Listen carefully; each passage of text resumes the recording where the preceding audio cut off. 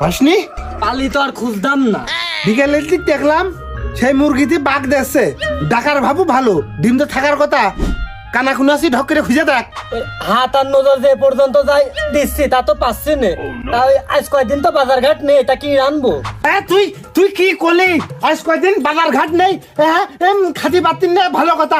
আমার যে বিড়ি নেই, আজ কয়দিন বিড়ি ফুরিয়ে গেছে টাকার অভাবে। ছাগলটা কই নিয়ে আসে, ছাগলটা বেঁচে বিড়ি কিনে আনবো বাজার ঘাট পরে।